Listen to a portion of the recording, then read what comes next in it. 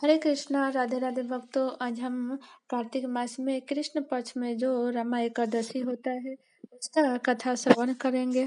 युधिष्ठिर ने पूछा, जनार्दन, मुझ पर आपका स्नेह है, अतः कृपा करके बताइए कि कार्तिक के कृष्ण पक्ष में कौन सी एकादशी होती है।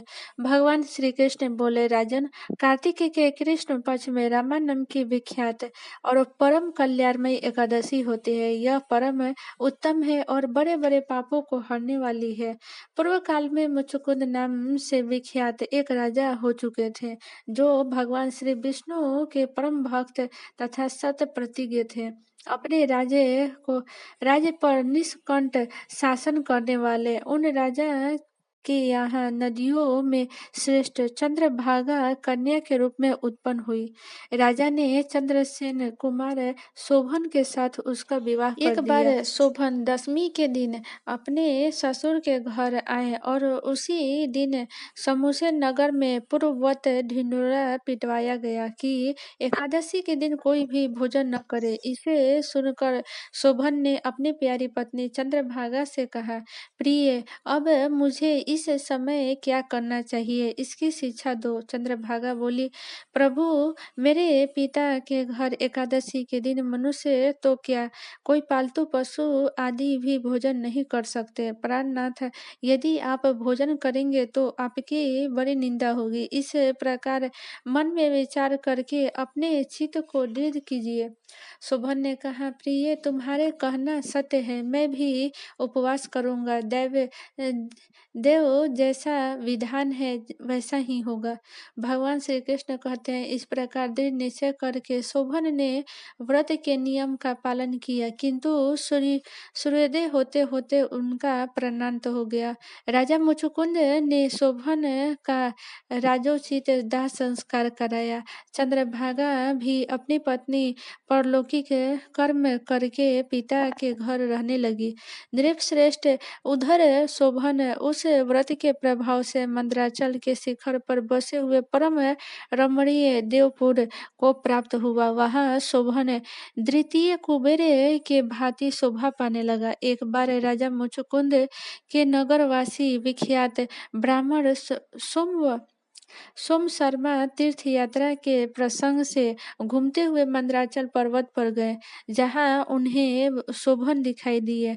राजा ने दामाद को देखकर पहचान कर वे उनके समीप गए। शोभन ने भी उस समय द्रिवश्रेष्ठ सोम शर्मा को आया हुआ देखकर शीघ्र ही आसन से उठ खड़े हुए और उन्हें प्रणाम किए। फिर क्रमशः अपने ससुर राजा मुचुकुंद, प्रिय पत्नी चंद्रभागा तथा समस्त नगर के कुशल क्षेम पूछा। सोम शर्मा ने कहा, राजन, वहाँ यह सब कुशल है। आश्चर्य है, ऐसा सुंदर और विचित्र नगर तो कहीं किसी ने भी नहीं देखा होगा। बताओ तो सही, आपको यह नगर कैसे प्राप्त हुआ।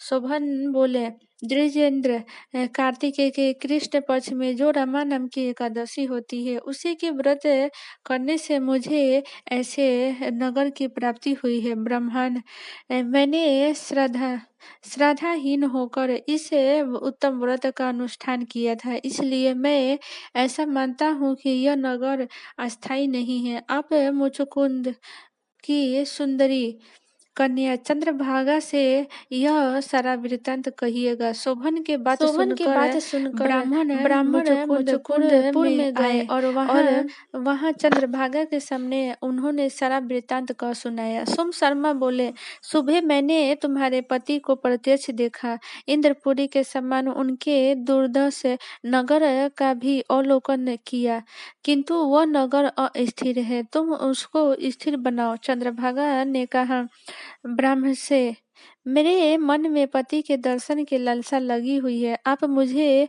वहां ले चलिए। मैं अपने व्रत के पुण्य से उस नगर को स्थिर बनाऊंगी। भगवान श्री कृष्ण कहते हैं, राजन, चंद्रभागा की बात सुनकर सोम शर्मा उसे साथ ले मंदराचल पर्वत के निकट वामदेव मुनि के आश्रम पर गए। वहां ऋषि के मंत्र की शक्ति तथा एकादशी के प्रभाव से चंद्रभागा का शरीर दिव्य हो गया तथा उसने दिव्य गति प्राप्त कर ली।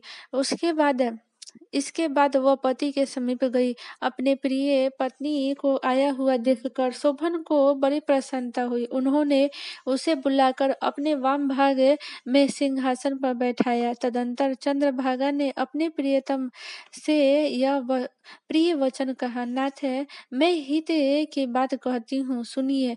जब मैं 8 वर्ष से अधिक उम्र की हो गई थी, तब से आज तक मेरे द्वारा किए हुए एकादशी व्रत से जो पुण्य संचित हुआ है उसके प्रभाव से यह नगर कल्प के अंत तक स्थिर रहेगा तथा सब प्रकार के मनवांछिक वैभव से समृद्धशाली रहेगा। नृपश्रेष्ठ, इस प्रकार रमा व्रत के प्रभाव से चंद्रभागा दिव्य भोग, दिव्य रूप, दिव्य आभरणों से विभूषित हो अपने पति के साथ मंदराचल के शिखर पर विहार करती है।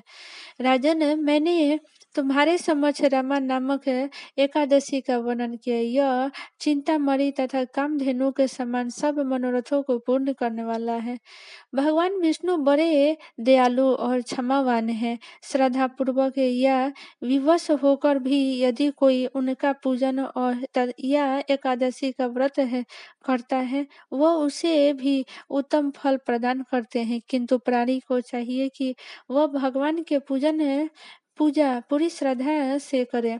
शोभन अपनी पत्नी द्वारा श्रद्धा पूर्वक किए हुए एकादशी के व्रतों के कारण अपने राज्य के को स्थिर कर सका। ऐसे सुकर्म पत्नी भगवान विष्णु के अनुकंपा से प्राप्त होती है। बोलो राधे कृष्ण भगवान की जय।